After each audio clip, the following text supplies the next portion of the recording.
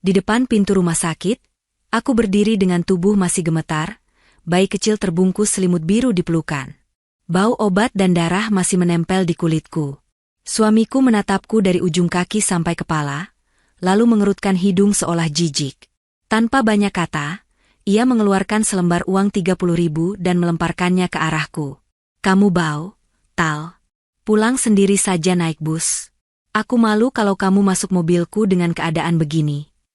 Aku menahan napas, menahan air mata yang hampir jatuh. Di tanganku ada bayi mungil yang baru beberapa jam mengenal dunia.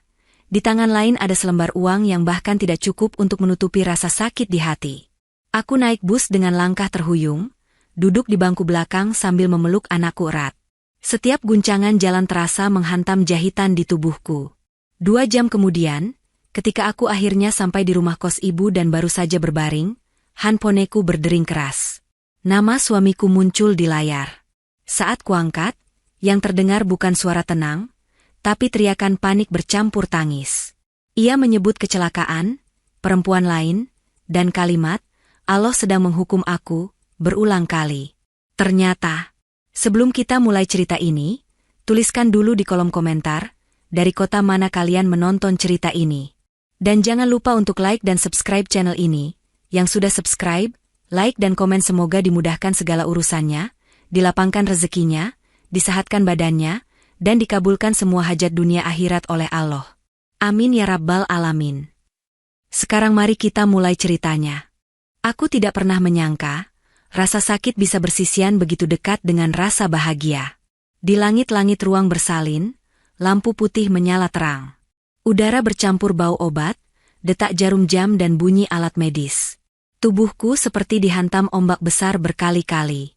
Setiap kontraksi datang, aku mencengkeram spray sampai jemariku memutih.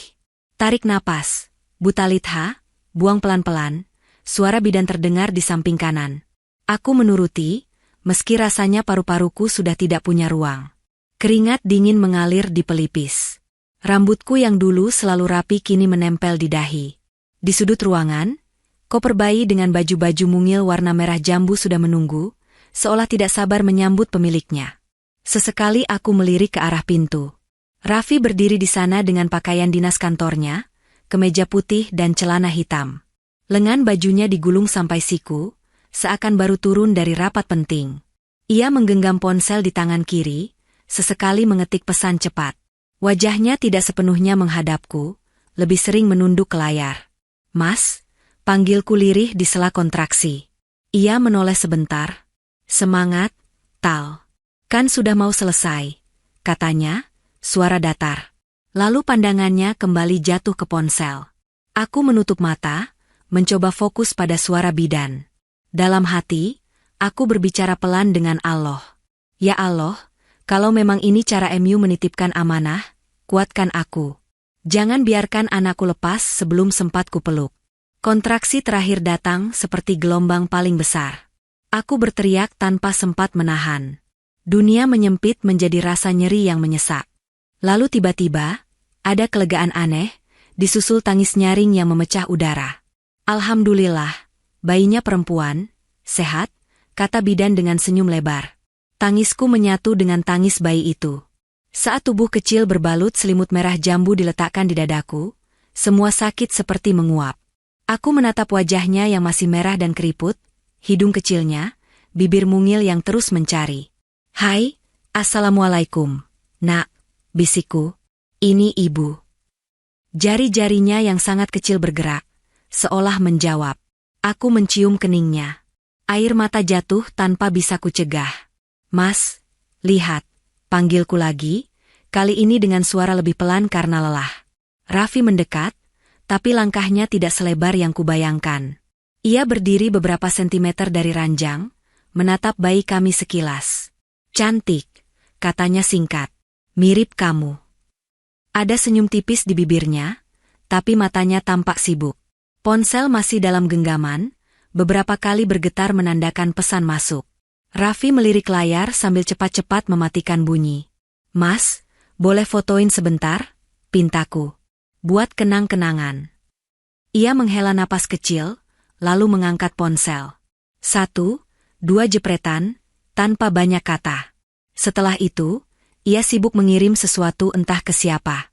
Aku berpura-pura tidak melihat, menolak mengotori momen pertama dengan curiga. Bidan memindahkan bayiku ke ruang perawatan, dan aku dibawa ke kamar rawat. Raffi membantuku memindah tas, menaruh koper bayi di sudut. Ia menatap jam di dinding. Aku izin sebentar, Tal. Ada urusan kantor yang belum kelar. Katanya, sekarang, aku hampir tidak percaya. Tapi, aku baru melahirkan, Mas.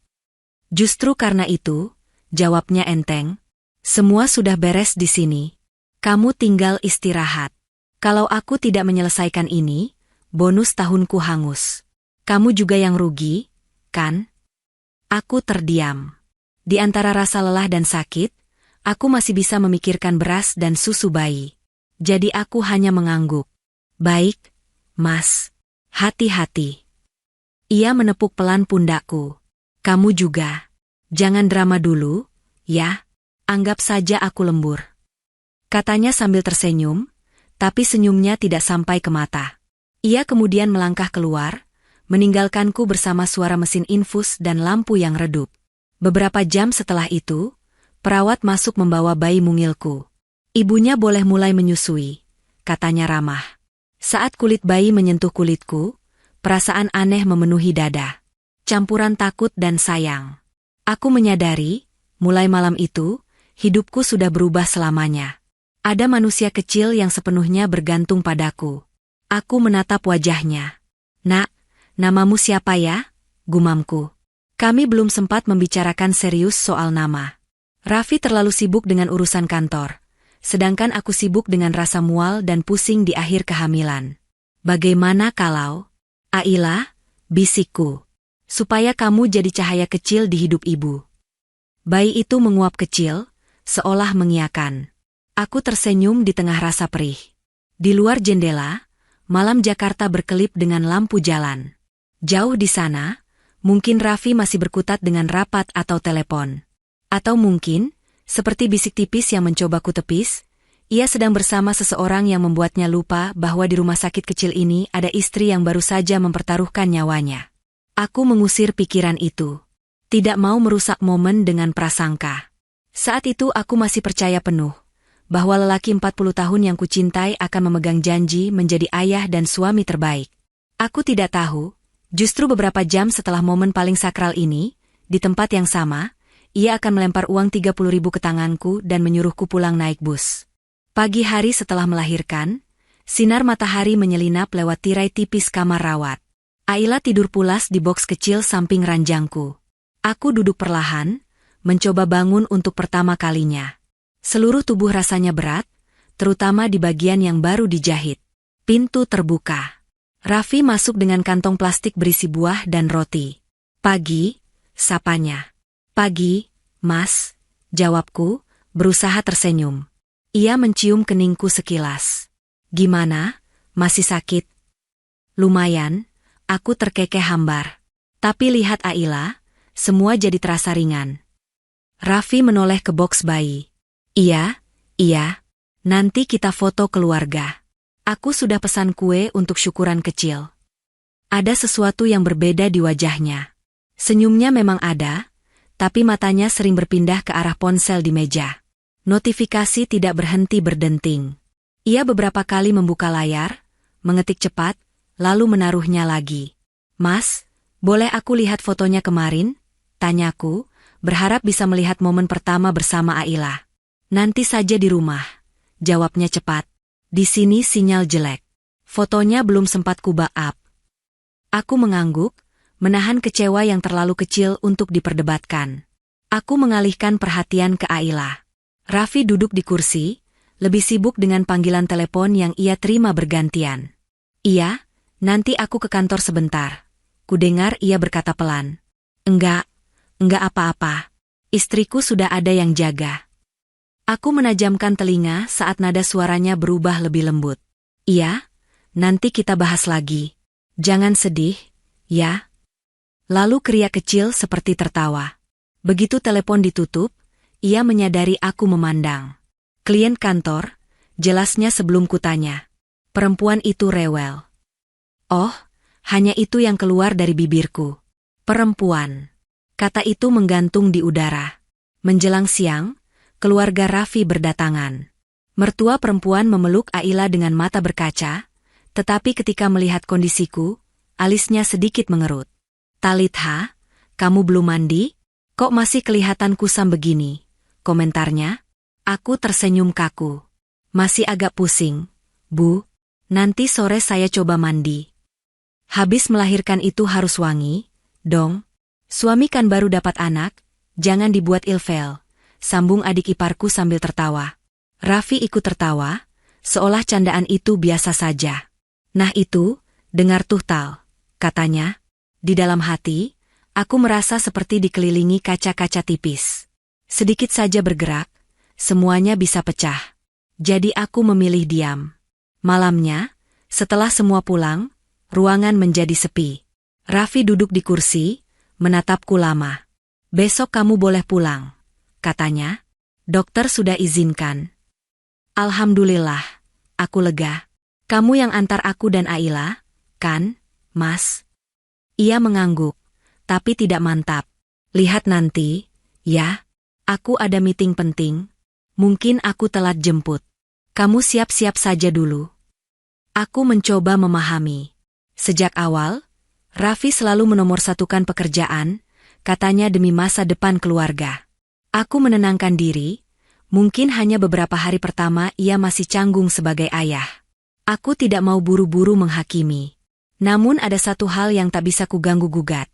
Setelah melahirkan, tubuhku memang tidak seharum saat sebelum hamil. Aku merasa wajahku pucat, rambut berantakan. Saat melihat cermin di kamar mandi kecil rumah sakit, aku sendiri hampir tidak mengenali sosok di sana. Di titik itu, aku bisa mengerti jika Raffi tidak nyaman. Tapi mengerti bukan berarti siap jika kelak ia menjadikannya alasan untuk menghina. Aku belum tahu, keesokan harinya, ia akan membuktikan bahwa rasa malu di matanya lebih besar daripada rasa sayang kepada istri yang baru melahirkan. Hari kepulangan tiba. Pagi itu perawat melepas infus dan membantu mengganti pakaianku dengan daster merah yang sudah kupersiapkan. Rambut kugulung seadanya, wajah hanya kubasuh air.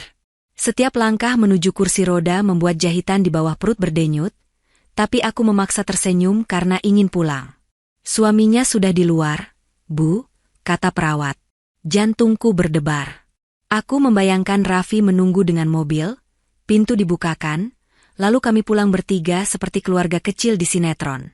Aku menggendong Aila dengan hati-hati. Perawat mendorong kursi roda sampai ke depan rumah sakit. Begitu pintu otomatis terbuka, hawa panas kota menyambut. Suara klakson, deru motor, dan orang lalu lalang bercampur jadi satu. Raffi berdiri di dekat mobilnya. Auranya rapi dengan kemeja bersih dan wangi parfum. Namun bukannya tersenyum, ia justru menatapku dari kejauhan dengan ekspresi sulit kuartikan. Matanya bergerak dari wajahku ke daster merah, lalu ke pembalut besar yang sedikit terlihat di balik rok, kemudian berhenti di sandal jepit murahan yang kupakai karena tidak sanggup mengenakan sepatu. Aku menelan ludah. "Mas," sapaku. Ia mendekat, tapi bukannya meraih bayi, ia mengerutkan hidung. "Tal, kamu sudah mandi belum?" tanya pertama yang keluar. "Sudah, Mas." "Semampunya," jawabku lirih. "Kalau masih bau obat atau darah, maaf." "Bukan cuma obat," potongnya pelan, namun tajam. "Bau badanmu," dan itu, ia melirik ke arah selangkangan, seolah jijik. "Orang-orang lihat." "Loh?" Aku malu. Aku menunduk buru-buru, memastikan tidak ada yang terbuka. Perawat di belakangku tampak kikuk. "Maaf, Pak, ini memang biasa setelah melahirkan." "Iya, tapi istri saya ini kan bisa jaga diri sedikit." Raffi mengangkat tangan, menghentikan penjelasan. Ia merogoh dompet, mengeluarkan selembar uang 20.000 dan selembar 10.000. 30.000 rupiah.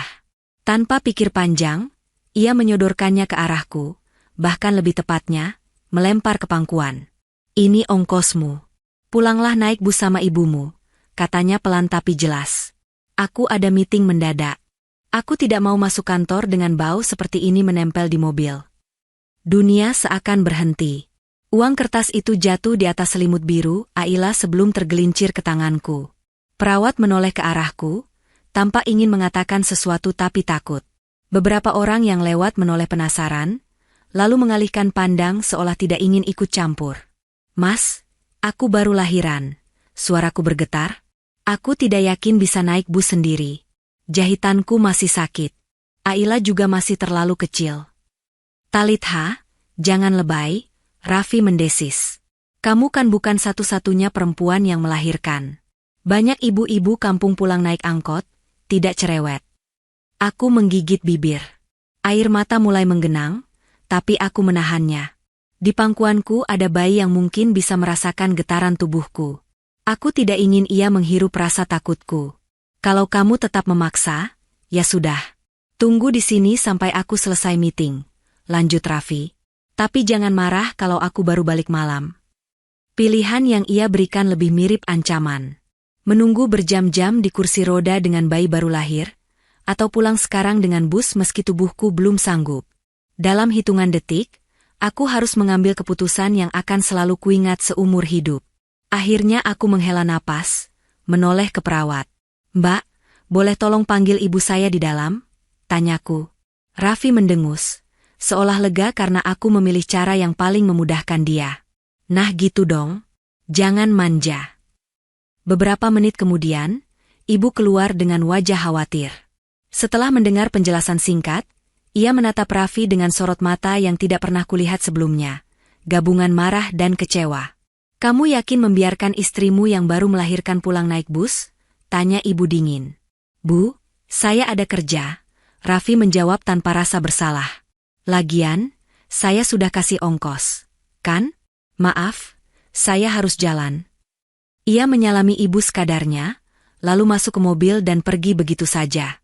Knalpot menghembuskan asap sementara aku masih duduk di kursi roda, memeluk Aila yang mulai gelisah. "Talitha," ibu berbisik, "kamu kuat?" Aku mengangguk, meski seluruh tubuh ingin roboh. "Kuat, Bu." Perawat membantu kami menuju halte terdekat.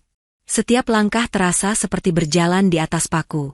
Namun aku tetap melangkah, menggenggam 30.000 di tangan kanan dan bayi di tangan kiri. Di belakangku, bangunan rumah sakit makin jauh, seolah menutup pintu pada bab lama hidupku. Aku tidak menyangka, 2 jam setelah perjalanan pulang yang menyakitkan itu, ada telepon dari Raffi yang histeris. Dan sejak saat itu, hidupku tak lagi sama.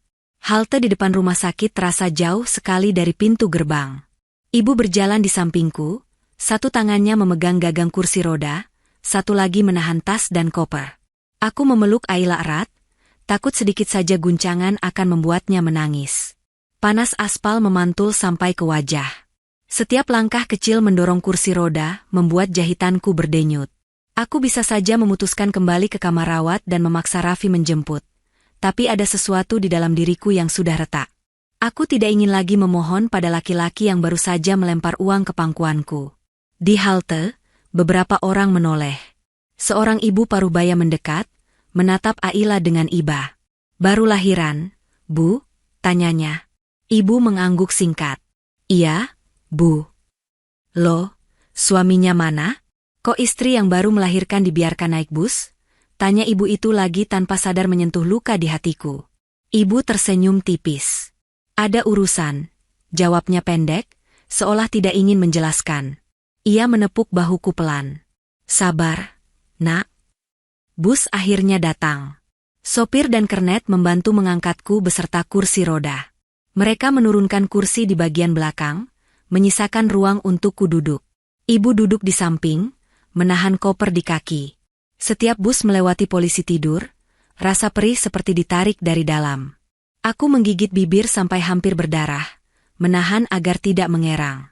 Aila sempat menggeliat, tapi kembali tenang ketika kuusap punggungnya. Di jendela, kota berlari mundur. Gedung, toko, baliho, semua seperti menertawakan betapa kecilnya nasib seorang ibu muda dengan 30.000 di tangan. Aku menatap uang itu lama, masih kusimpan di saku daster. "Bu," suaraku nyaris tak terdengar. "Ya?" Ibu menoleh. "Aku salah apa, ya?" Pertanyaan itu meluncur begitu saja. Apa aku terlalu banyak menuntut? Aku cuma pengen pulang sama suami, diantar sampai rumah. Itu saja. Ibu menghela napas panjang. Kamu tidak salah. Yang salah itu orang yang lupa kalau istrinya baru mempertaruhkan nyawa. Aku menatap wajah ibu yang mulai keriput. Di matanya ada marah yang sengaja ia tekan, demi tidak menambah bebanku. Tadi waktu kamu di dalam, ibu lihat dari jendela, katanya pelan. Waktu suamimu lempar uang itu. Ibu benar-benar ingin menarik kerah bajunya. Tapi ibu pikir, yang paling butuh ditolong sekarang kamu sama Aila, bukan harga diri ibu. Aku menahan tangis.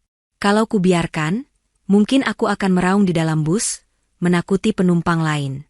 Jadi aku hanya mengangguk. Talitha, dengar ya, lanjut ibu. Perempuan boleh saja setia, tapi jangan sampai bodoh. Allah kasih kamu anak bukan supaya kamu diinjak. Hari ini kita pulang dulu.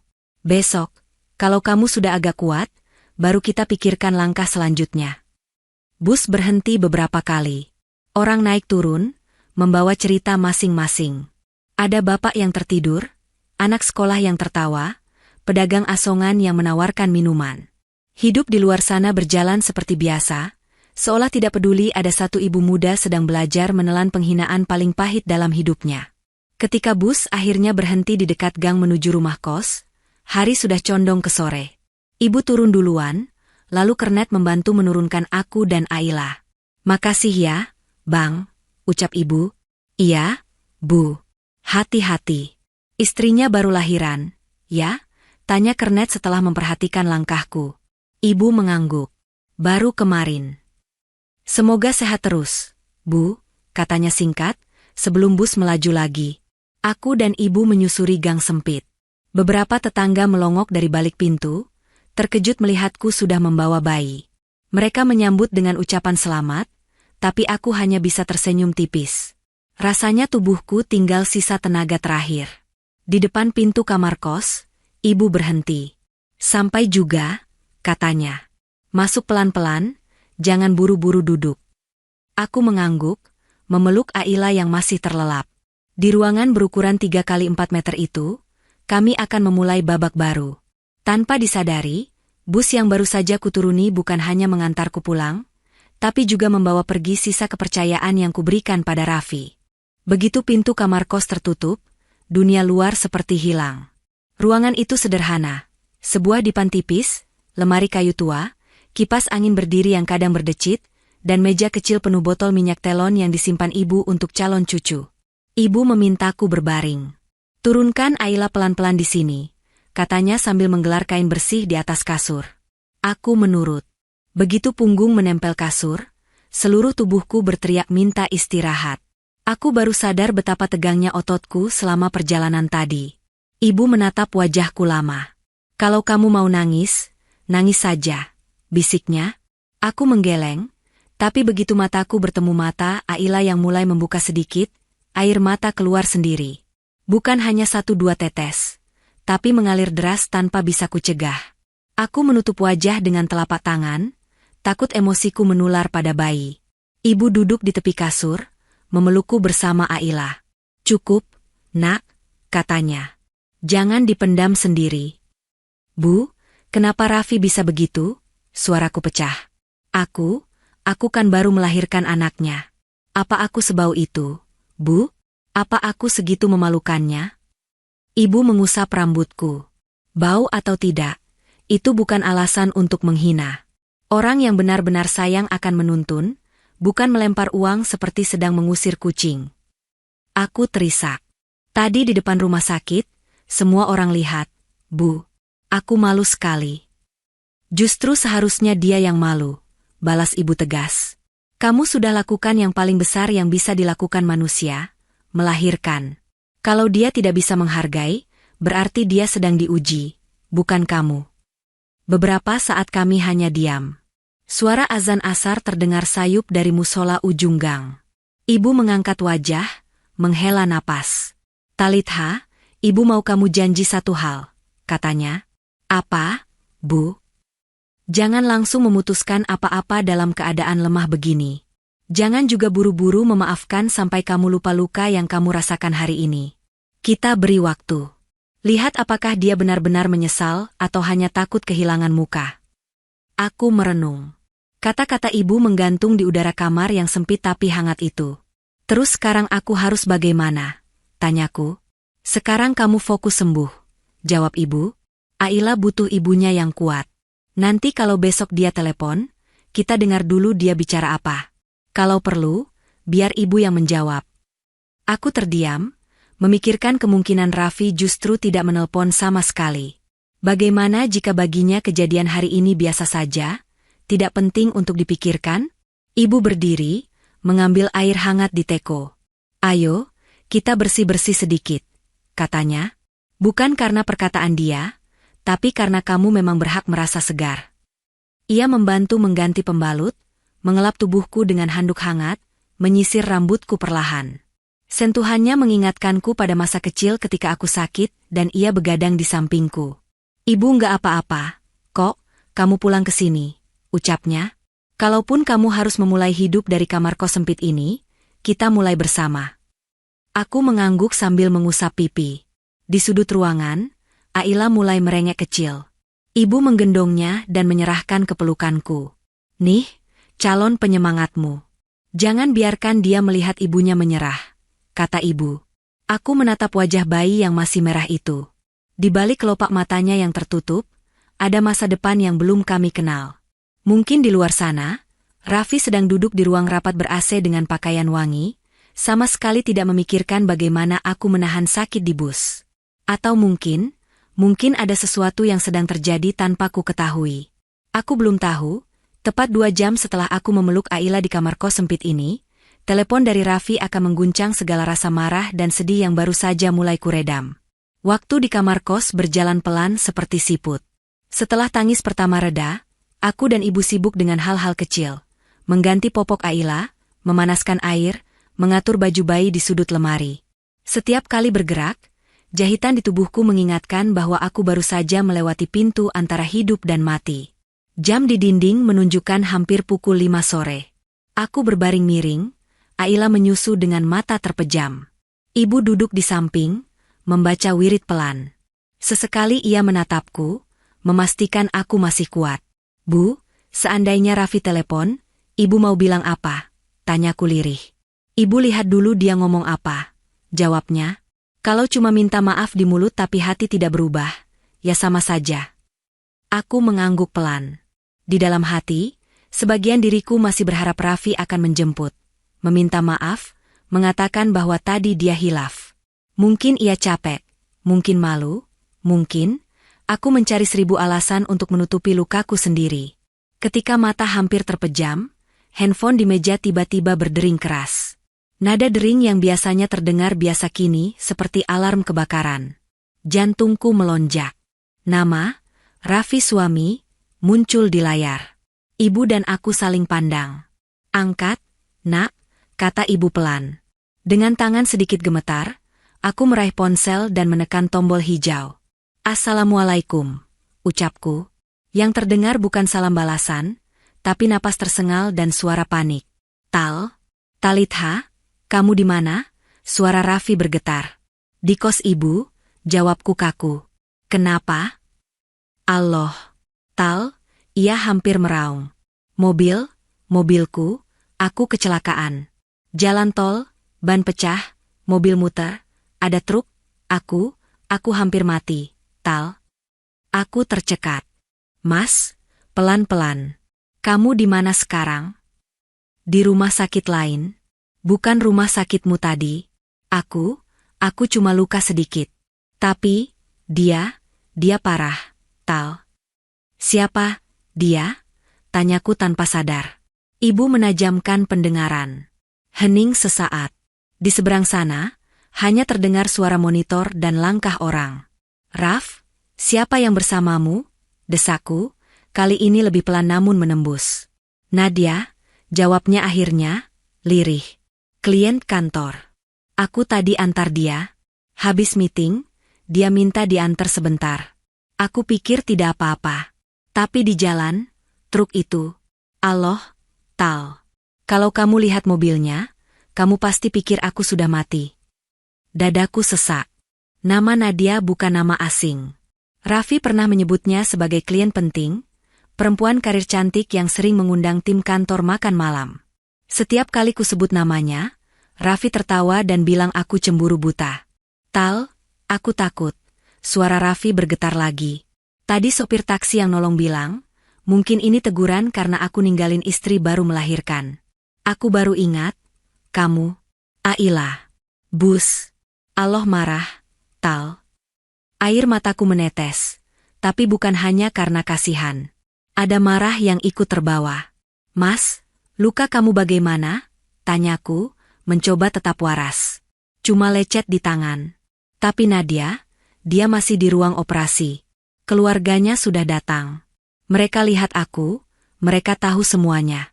Tal, aku butuh kamu. Tolong jangan tinggalkan aku. Kata-kata, aku butuh kamu, terdengar ironis setelah siang tadi ia menyuruhku pulang sendiri. Namun hatiku yang lembek ini tetap bergetar. Ibu menggeleng pelan, seolah mengingatkan agar aku tidak tenggelam dalam rasa iba. Talitha, kamu dengar. Raffi setengah menangis. Aku dengar, jawabku. Mas, sekarang fokus dulu berdoa buat Nadia. Kalau kamu merasa ini teguran, jangan cuma takut pada kecelakaannya, tapi juga ingat apa yang kamu lakukan pada aku hari ini. Ia terdiam di seberang sana. Beberapa detik kemudian, suara azan maghrib terdengar samar dari luar jendela kamarku, bercampur dengan suara bising rumah sakit tempat Raffi berada. Tal, boleh aku kesana nanti malam? Tanyanya akhirnya. Aku menghela napas. Luka di tubuh mengajarkanku bahwa semuanya butuh waktu. Jangan malam ini, Mas. Aku masih sakit. Aila juga. Kamu istirahat di sana. Besok saja kita bicara. Kataku. Tolong jangan benci aku. Suaranya melemah.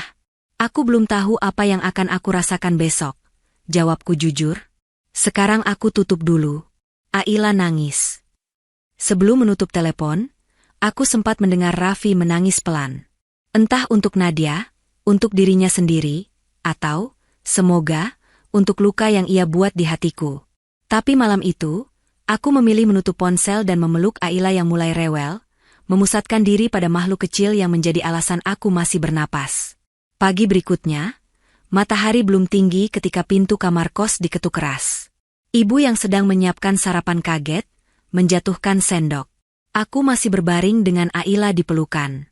Siapa ya pagi-pagi begini? Gumam ibu. Begitu pintu dibuka, Raffi berdiri di ambang. Wajahnya pucat, beberapa bagian pipi memar, tangan kanan diperban. Bajunya lusuh, tidak seformal biasanya. Di matanya masih tersisa panik yang semalam terdengar di telepon.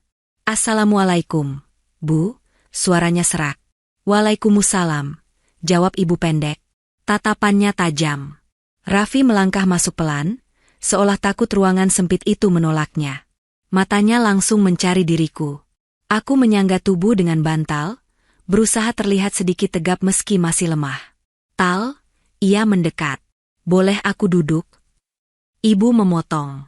Sebelum duduk, jawab dulu satu hal, Raffi, katanya. Kamu sadar tidak bahwa kemarin kamu menyuruh anak saya yang baru melahirkan pulang naik bus dengan 30.000? Raffi menunduk. Saya sadar, Bu. Saya salah. Saya bodoh. Ibu menyilangkan tangan di dada. Dan sekarang kamu datang karena hampir mati di mobil bersama perempuan lain. Raffi memejamkan mata. Iya, Bu. Allah sudah kasih pukulan keras. Saya benar-benar menyesal. Ia berlutut di samping kasurku, sesuatu yang belum pernah kulihat sebelumnya. Tangannya yang diperban menggenggam sprei. Talitha, maafkan aku, katanya lirih. Kemarin aku terlalu memikirkan gengsi. Nadia minta aku jemput untuk meeting lanjutan. Aku takut terlambat, takut kelihatan tidak profesional kalau mobil bau darah dan keringat. Aku lupa bahwa darah dan keringat itu hadiah dari proses melahirkan anakku sendiri. Kata-katanya menyayat, tapi aku tidak langsung luluh. Aku menatap wajahnya lama. Perempuan yang bersamamu itu Nadia? Tanyaku. Iya, ia mengangguk pelan. Dia sekarang di ruang perawatan intensif. Keluarganya marah besar. Mereka bilang aku tidak punya hati, meninggalkan istri baru melahirkan demi jemput anak orang. Mereka salah, ibu menyela tajam. Raffi menggeleng dengan cepat. Tidak, Bu. Mereka benar. Aku memang tidak punya hati. Waktu mobil terguling, aku sempat berpikir aku akan mati.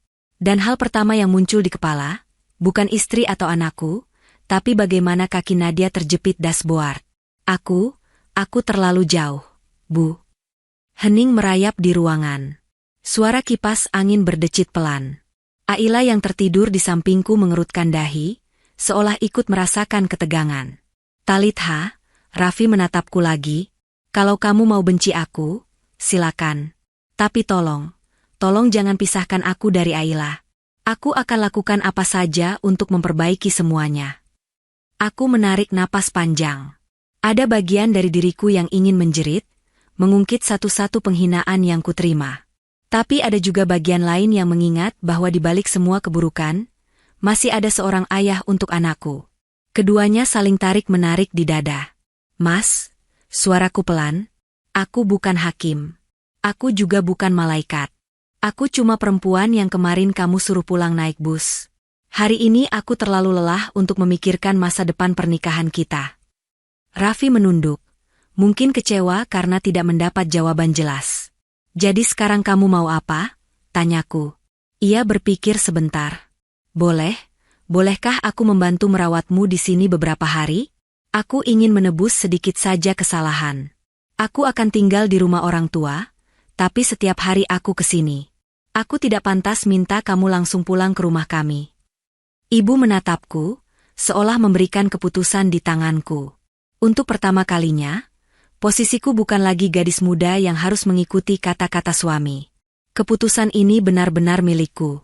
Baik, jawabku akhirnya. Kalau itu yang kamu mau, silakan datang. Tapi jangan datang sebagai laki-laki yang merasa berhak memerintah. Datanglah sebagai orang yang benar-benar ingin belajar jadi suami dan ayah. Raffi mengangguk cepat, matanya berkaca-kaca. Aku janji, Tal, aku akan berubah. Janji. Kata itu pernah terdengar indah saat akad dulu. Kali ini, bunyinya berbeda, lebih berat, lebih ragu. Aku tahu, perubahan tidak datang hanya dengan ketakutan setelah kecelakaan. Namun dari sini, babak baru dimulai, bukan hanya tentang apakah Raffi jujur, tapi juga apakah aku berani menjaga harga diriku sendiri. Beberapa hari berikutnya, Raffi datang hampir setiap pagi. Ia membawa kantong buah, susu, popok, bahkan mencoba belajar mengganti popok Aila meski awalnya kaku. Tetangga kos heran melihat pria berdasi rapi mondar-mandir di gang sempit, menggendong bayi dengan hati-hati. Talitha, suamimu baik ya, rajin datang, komentar salah satu ibu tetangga suatu hari. Aku hanya tersenyum. Mereka tidak tahu cerita lengkapnya. Yang mereka lihat hanya laki-laki yang sedang mencoba menambal reputasi. Di hadapan mereka, Raffi memang tampak berubah. Ia sering membantu ibu mencuci piring, membeli sayur ke warung, bahkan ikut ke mushola untuk salat berjamaah. Malam hari, ia mengirim pesan ayat dan tulisan pendek tentang taubat. Semua terlihat manis, tapi luka di dalamku belum kering. Suatu sore, ketika Aila tertidur dan ibu keluar sebentar ke warung, tinggal kami berdua di kamar. Raffi duduk di kursi plastik, menatap lantai. Tal, panggilnya pelan. Ya? Aku mau jujur sesuatu. Aku menoleh, waspada.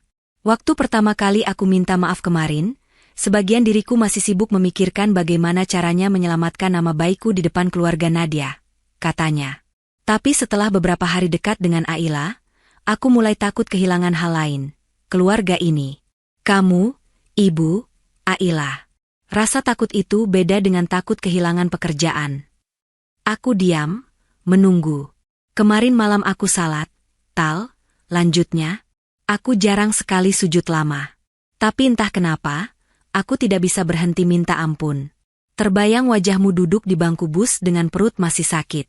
Aku ingin keluar dari kepala ini, tapi malah makin jelas. Ia mengangkat kepala, menatap langsung ke mataku. Aku tidak minta kamu langsung percaya. Aku hanya ingin kamu tahu, setiap kali aku melihat Aila, Aku teringat betapa bodohnya aku sebagai ayah di hari pertama ia lahir. Kata-katanya membuat dadaku sesak. Bukan karena sedih saja, tapi karena bagian paling keras dalam hatiku mulai melunak, walau sedikit. Aku menghela napas. Mas, kamu tahu tidak? Tanyaku pelan. Waktu di bus, aku sempat ingin loncat turun saja.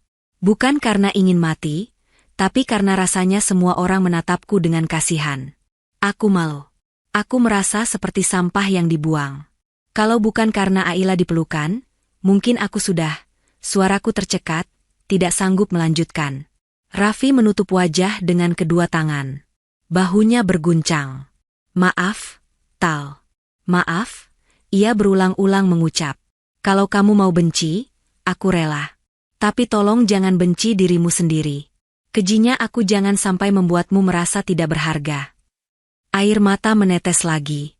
Namun kali ini, rasanya tidak sehitam sebelumnya. Ada campuran antara mengeluarkan racun dan memberi ruang untuk udara baru. Aku tidak janji akan lupa, Mas, aku berkata. Tapi aku akan mencoba melihat langkahmu ke depan. Jangan sampai hari ini kamu terlihat menyesal, besok kembali ke kebiasaan lama. Raffi mengangguk.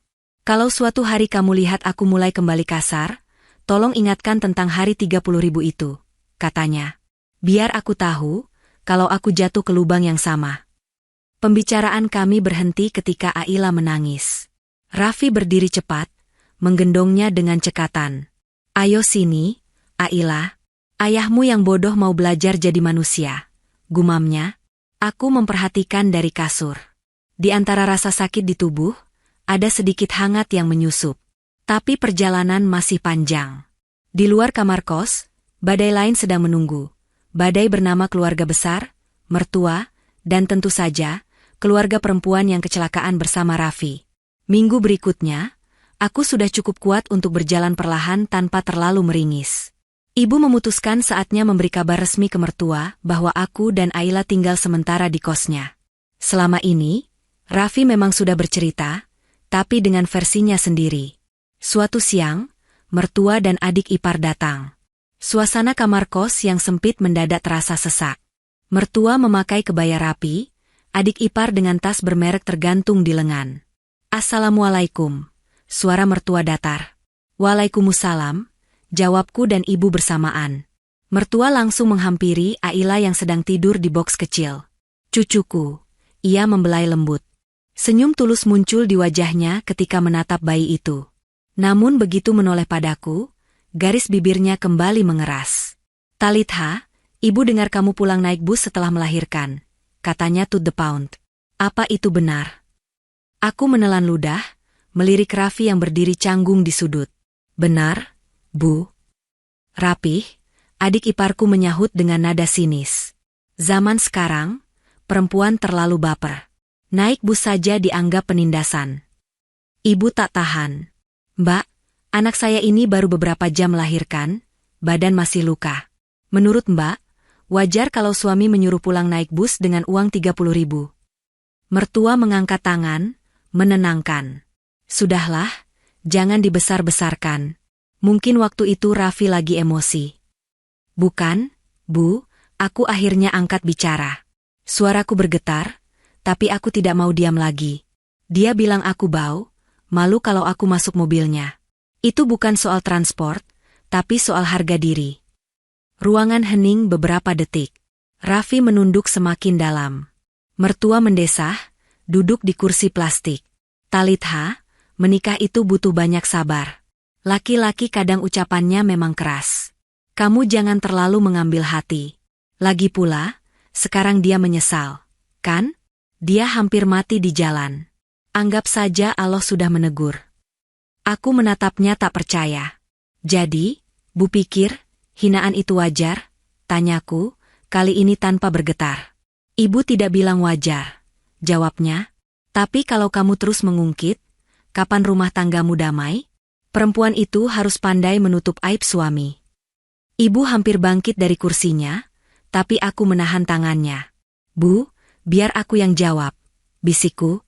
Aku menarik napas panjang. Ibu mertua, saya menghormati ibu. Tapi hari itu, saya benar-benar merasa bukan manusia. Saya tidak keberatan naik bus kalau suami sedang tidak punya uang atau sedang darurat.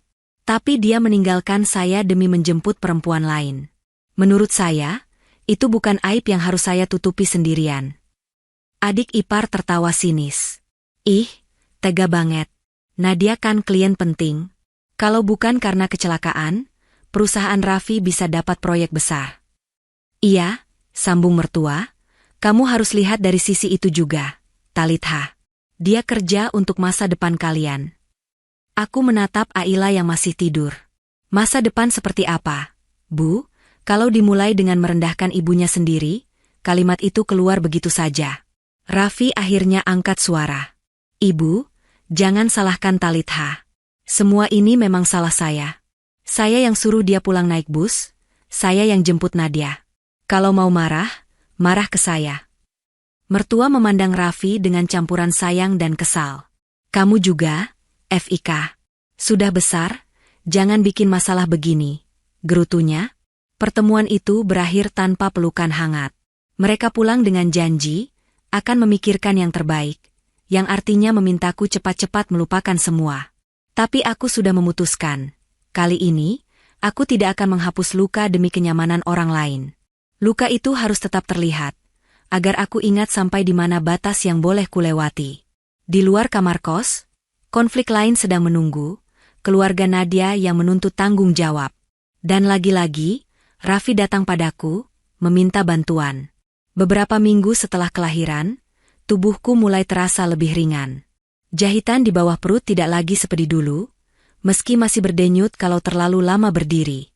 Di saat yang sama, kebutuhan rumah tangga pelan-pelan menumpuk. Popok, susu, uang listrik, biaya kontrol bayi. Aku tidak ingin sepenuhnya bergantung pada Raffi. Bukan lagi karena gengsi, tapi karena aku sadar, harapan yang ditambatkan pada satu manusia bisa sewaktu-waktu diputus seenaknya. Ibu menyodorkan sebuah ide. Talitha, kamu kan dulu pernah kursus menjahit.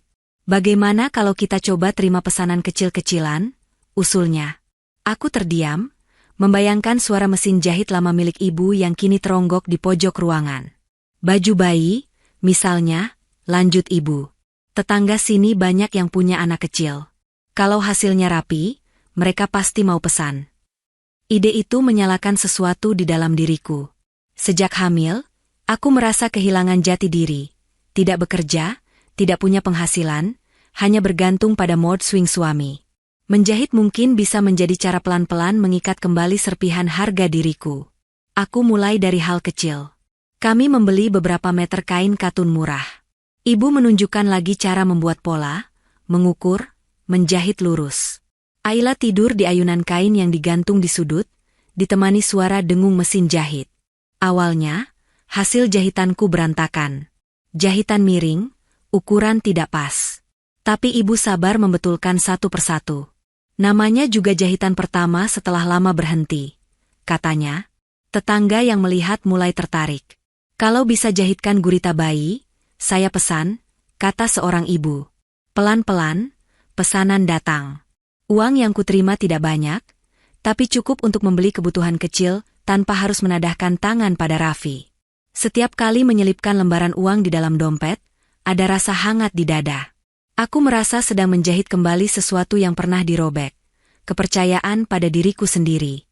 Suatu malam, ketika aku sibuk memotong pola, Raffi datang dengan wajah letih. Ia duduk di lantai, memperhatikan kain-kain yang berserakan.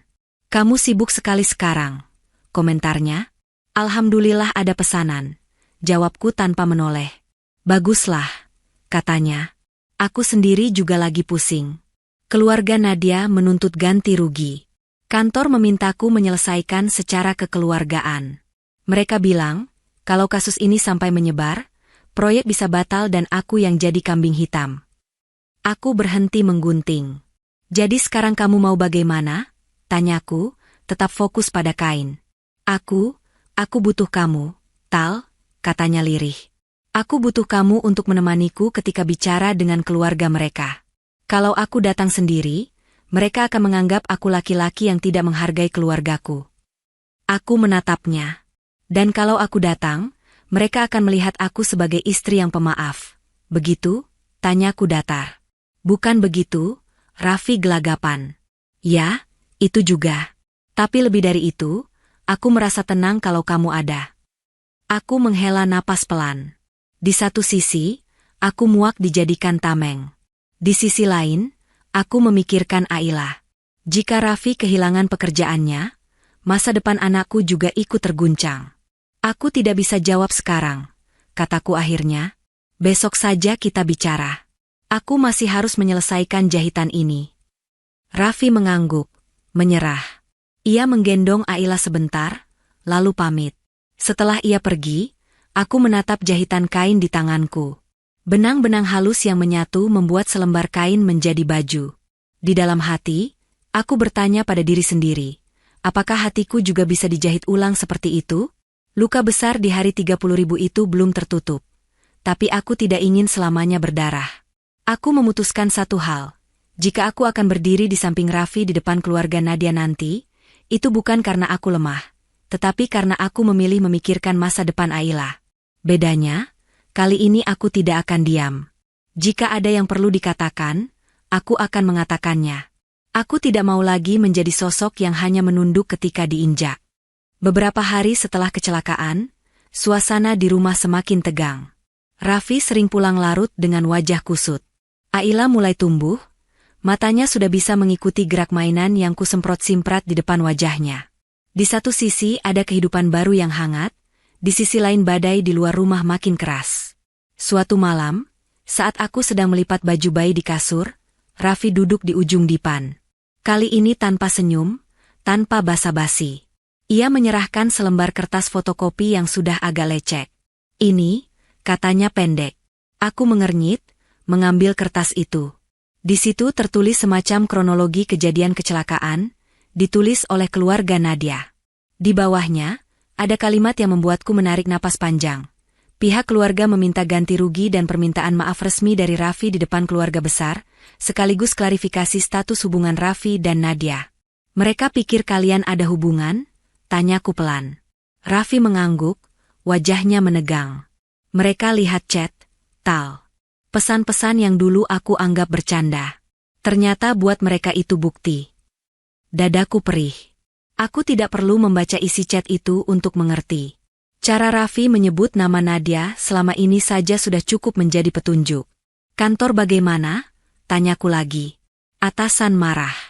Mereka bilang, kalau aku tidak bisa menyelesaikan secara kekeluargaan, mereka akan mempertimbangkan posisiku. Image perusahaan dipertaruhkan. Seolah-olah aku ini kambing hitam berjalan. Ia mengusap wajah kasar-kasar. Kamu tahu tidak, Tal? Orang yang menolong kami di jalan bilang sesuatu yang tidak bisa aku lupakan.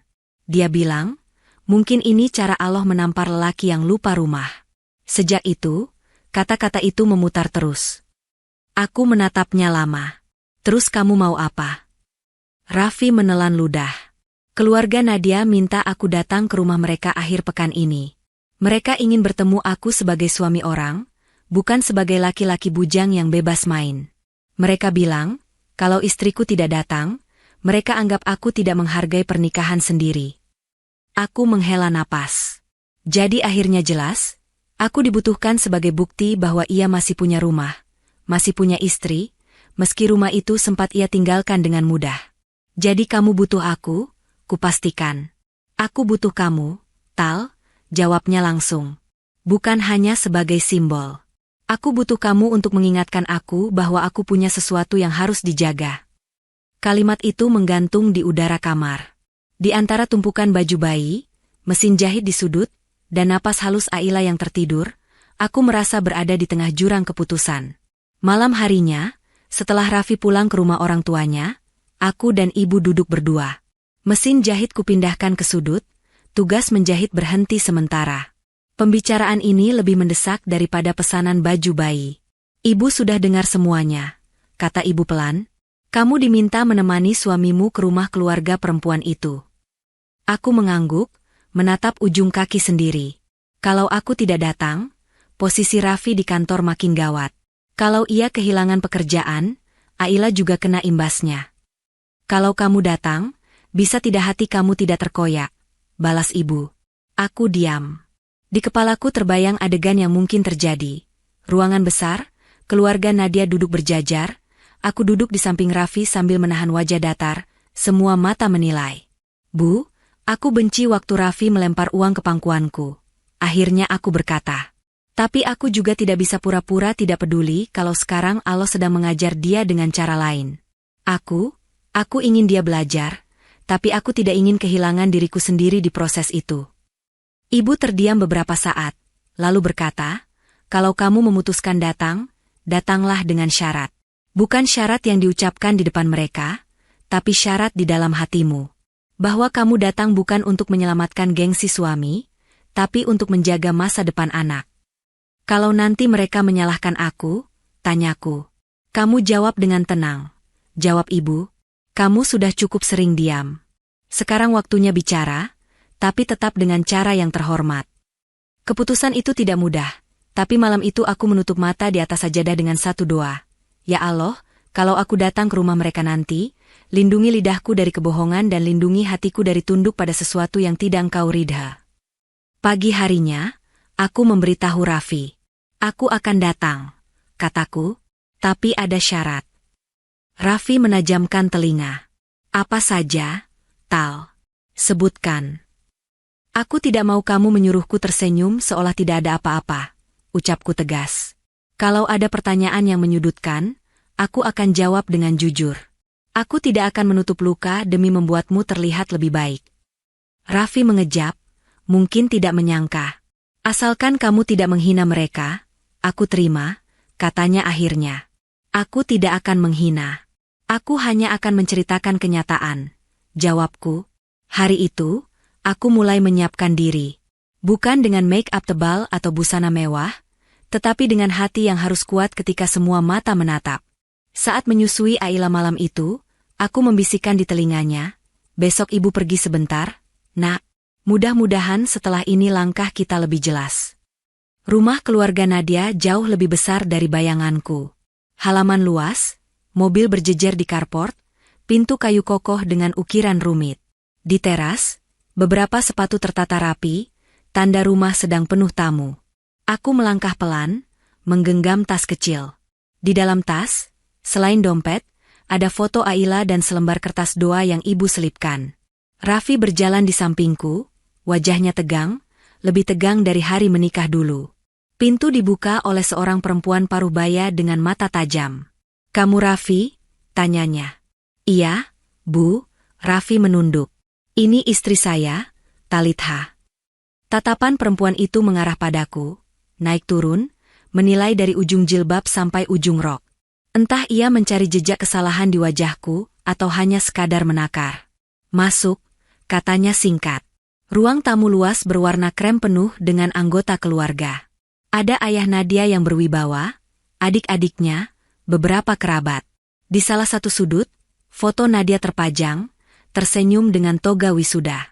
Sekarang, perempuan itu terbaring di kamar, belum boleh banyak dijenguk. Kami duduk di sofa yang seolah terlalu empuk untuk tubuhku yang kaku. Udara ruangan dingin, namun telapak tanganku berkeringat. Raffi duduk di samping, menunduk. Ayah Nadia membuka pembicaraan. Raffi, suaranya dalam. Kami tidak akan berlama-lama. Kami sudah dengar dari Nadia, sudah baca chat-chat kamu. Kami ingin mendengar dari mulutmu sendiri, siapa Talitha dan siapa Nadia di hidupmu. Raffi menelan ludah. Bibirnya bergerak, tapi tidak kos ibu. Beberapa jam sebelumnya, saya baru pulang dari rumah sakit setelah melahirkan. Suami saya menyuruh saya pulang naik bus dengan bayi kami, dan hanya memberi saya uang 30.000. Beberapa orang di ruangan terperanjat. Ibu Nadia menatap tajam ke arah Raffi. Adik-adik Nadia saling berbisik pelan. Raffi meninggalkan saya di depan rumah sakit. Lanjutku. Dia bilang malu kalau saya yang bau darah dan keringat masuk ke mobilnya. Alasan yang ia berikan untuk pergi adalah meeting kantor. Belakangan, baru saya tahu bahwa di meeting itu ada Nadia. Aku menunduk sebentar, menahan air mata agar tidak jatuh saat itu juga. Saya tidak datang ke sini untuk menghapus kesalahan suami saya, Pak, Bu. Saya datang karena saya tidak ingin kasus ini berlarut-larut dan merusak masa depan banyak orang, termasuk Nadia dan anak saya. Tapi saya juga tidak mau di depan keluarga Nadia, seolah-olah pernikahan saya berjalan baik-baik saja. Ruangan hening. Suara jam dinding terdengar jelas. Ayah Nadia menatap Raffi tajam. "Benar yang dikatakan istrimu?" tanyanya. Raffi mengangguk pelan, wajahnya memerah. "Benar, Pak. Saya terlalu memikirkan image. Saya salah besar." Ibu Nadia menghela napas panjang. "Jadi, kamu meninggalkan istrimu yang baru melahirkan demi menjemput anak saya?" Suaranya bergetar antara marah dan sakit. "Saya memang salah, Bu," kata Raffi. "Kalau Allah tidak selamatkan kami di jalan itu, saya mungkin sudah mati dalam keadaan mengkhianati dua perempuan sekaligus." Kata-katanya sendiri membuatnya terisak. Untuk pertama kalinya, aku melihat seorang Raffi yang tidak lagi memegang kendali, yang seluruh lapisan gengsinya terkelupas di depan keluarga orang. Ayah Nadia akhirnya bersuara. "Kami tidak akan memperpanjang kerana hukum. Kecelakaan itu musibah. Tapi sikapmu kepada istrimu bukan musibah. Itu pilihan. Kami minta satu saja, bertanggung jawablah terhadap keluargamu." Mengurungku, tapi seperti ruang pengakuan yang masih menyimpan sisa gema kata-kata ayah Nadia. Aku duduk di kursi depan, memeluk tas di pangkuan. Raffi menyetir pelan, matanya fokus ke jalan, bibirnya beberapa kali hendak bicara lalu urung. "Tal," akhirnya ia membuka suara ketika lampu merah menyala. "Ya," jawabku. "Terima kasih sudah mau datang," katanya. "Kalau kamu tidak jujur tadi, mungkin aku akan terus berbohong, pura-pura semuanya baik-baik saja." Aku menatap keluar jendela. "Kalau aku diam, nanti aku sendiri yang sakit," kataku. "Aku tidak mau lagi menolongmu dengan cara menjatuhkan diriku sendiri." Raffi mengangguk, meski mungkin sulit baginya menerima kenyataan itu. Beberapa saat kami hanya ditemani suara mesin dan radio pelan. "Talitha," panggilnya lagi. "Boleh aku tanya sesuatu?" "Apa?" "Kamu masih mau bersamaku?" Pertanyaannya meluncur begitu saja. Aku terdiam. Pertanyaan itu sudah sering berputar di kepalaku, tapi baru kali ini ia mengucapkannya langsung. Aku menarik napas, menata kalimat. "Mas, aku tidak bisa menjawab dengan kata ya atau tidak hari ini," kataku. "Yang jelas, kalaupun aku bertahan, caranya tidak bisa seperti dulu." "Maksudmu?" Nya menoleh sebentar, lalu kembali fokus ke jalan. "Aku punya syarat," ucapku. "Kalau kamu ingin aku tetap menjadi istrimu, kamu harus berhenti memperlakukanku seperti bawahan atau beban. Kamu harus mau meminta maaf bukan hanya di ruang tamu orang, tapi juga di depan keluargamu sendiri. Dan mulai bulan depan, aku yang mengelola penghasilan untuk kebutuhan rumah. Bukan untuk mengendalikanmu, tapi supaya aku tidak lagi dibuat merasa seolah makan dari belas kasihanmu." Raffi terdiam lama. Mobil melaju menembus deretan ruko dan gang. Lampu-lampu jalan menyala bergantian. "Kalau aku tidak sanggup?" tanyanya pelan. "Kalau kamu tidak sanggup, kita bicara baik-baik tentang berpisah," jawabku. Aku tidak mau bercerai dengan dendam, tapi juga tidak mau hidup dalam penghinaan yang diulang-ulang. Kalimat itu membuat udara di dalam mobil menegang. Namun aku tidak menyesal. Untuk pertama kalinya, aku mengucapkan batas dengan jelas, bukan hanya di kepala, tapi di hadapan laki-laki yang selama ini memegang begitu banyak kendali. Raffi memarkir mobil di depan gang kos ibu. Ia mematikan mesin, lalu memejamkan mata sebentar. "Aku butuh waktu," katanya pelan, "untuk memperbaiki diri, untuk membuktikan kalau aku benar-benar berubah, bukan hanya takut hukuman. Tapi satu hal yang aku tahu pasti, aku tidak ingin kehilangan kamu dan Aila." Aku membuka pintu mobil. Udara malam yang lembab menyapa wajah. Di ujung gang, lampu kuning remang menyala di depan kamar kos, tempat ibu dan Aila menunggu. "Waktu itu akan menunjukkan siapa kita sebenarnya, Mas," kataku.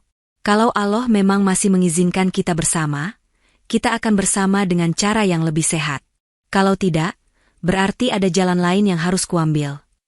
Aku melangkah turun, menutup pintu. Dari kaca, kulihat Raffi menatapku dengan sorot yang baru, bukan lagi penuh klaim kepemilikan, tapi seperti seseorang yang takut kehilangan sesuatu yang berharga. Beberapa tahun berlalu setelah hari 30.000 itu. Hidupku tidak langsung menjadi cerita manis. Ada hari-hari ketika Raffi kembali terpeleset ke kebiasaannya yang lama, bicara dengan nada tinggi, terlalu sibuk dengan urusan kantor. Namun setiap kali ia mulai melampaui batas, aku mengingatkannya tentang bus, tentang bau darah di daster merah, tentang 30.000 di tangan dan bayi di pelukan. Pelan-pelan, sesuatu berubah. Raffi mulai belajar meminta maaf tanpa merasa derajatnya turun. Ia juga belajar mengelola pekerjaannya dengan lebih jujur, tidak lagi memberi ruang pada kedekatan yang tidak perlu dengan lawan jenis. Di kantor, ia memang sempat diturunkan jabatannya, tapi dari sana ia belajar memulai lagi dengan cara yang lebih bersih. Di sisi lain, usahaku menjahit berkembang. Dari kamar kos sempit, kami pindah ke rumah petak kecil. Mesin jahit bertambah, pelanggan makin banyak. Aku menambah lini usaha, menjual baju bayi dan perlengkapan ibu baru melahirkan. Ibu membantu di rumah, sesekali mengurus Aila ketika aku sibuk di depan mesin. Suatu sore, aku sedang duduk di teras rumah kecil kami. Aila yang kini sudah balita berlari-lari di halaman sempit, tertawa saat mengejar kupu-kupu. Raffi pulang membawa tas belanja. Aku tadi lewat terminal, katanya sambil duduk di bangku sebelahku. Lihat bus yang mirip bus yang dulu kamu naiki. Aku menoleh, menahan senyum tipis. Oh, begitu? Iya, ia mengangguk. Dulu aku pikir, menyuruhmu naik bus bukan masalah besar. Banyak orang naik bus setiap hari. Tapi begitu aku bayangkan kamu duduk di bangku belakang dengan perut masih sakit dan bayi merah, rasanya napas aku sendiri sesak. Ia menatap ke arah jalan. Kalau bukan karena kejadian itu, mungkin aku tidak pernah benar-benar melihat betapa kecilnya aku di hadapan Allah. Kadang aku masih takut mengingatnya. Aku menarik napas. Yang penting sekarang bukan rasa takutmu, Mas, kataku pelan. Yang penting, apa yang kamu lakukan dengan rasa takut itu? Raffi tersenyum lelah. Itu sebabnya aku setuju kamu mengatur keuangan rumah. Dulu aku merasa laki-laki harus pegang semua. Sekarang aku sadar, aku cuma titipan. Kamu yang tiap hari berhadapan dengan kenyataan. Harga beras, susu, listrik. Aku percayakan padamu, bukan karena aku lemah, tapi karena kamu kuat di hal-hal yang tidak terlihat. Aku menatap wajahnya lama. Keriput kecil mulai tampak di sudut matanya. Waktu meninggalkan jejak, tapi juga menumbuhkan sesuatu yang dulu tidak kupikir akan muncul. Kerendahan hati. Di dalam rumah, ada figura kecil berisi foto aku, ibu, Aila bayi, dan mesin jahit pertama kami. Di bawahnya, terselip tiket bus lusuh yang kusimpan dari hari kepulangan setelah melahirkan. Setiap kali aku merasa down, aku melihat tiket itu, mengingat bahwa aku pernah pulang dengan kondisi paling rendah, tapi tidak hancur. Malam hari, setelah Aila tertidur, aku duduk di sajadah.